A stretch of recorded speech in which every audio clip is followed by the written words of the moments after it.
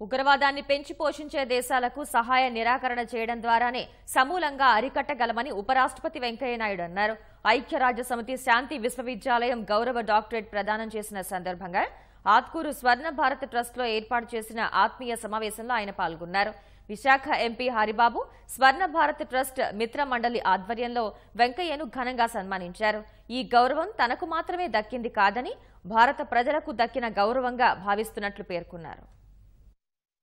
భారతదేశం అనేక సంవత్సరాలుగా ఈ తీవ్రవాదాన్ని ఎదుర్కొంటుంది. తీవ్రవాదాన్ని కానీ వాళ్ళ ప్రపంచంలో ఉన్న ప్రముఖ దేశాలన్నీ ఈ ఉగ్రవాద పెనుభూతాన్ని ఎదుర్కొంటున్నాయి.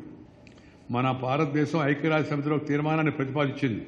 ఏమనంటే ఒక సమగ్ర శాసన ప్రక్రియ చేపట్టి ఈ తీవ్రవాదాన్ని పోషించే దేశాలను గుర్తించి వారికి నిధులు వాటికి అన్నింటినీ ఆపితే ఆటోమేటిక్గా ఉగ్రవాదం చాలా వరకు అదుపులోకి వస్తుందనేది మన భారతదేశం యొక్క విశ్వాసం.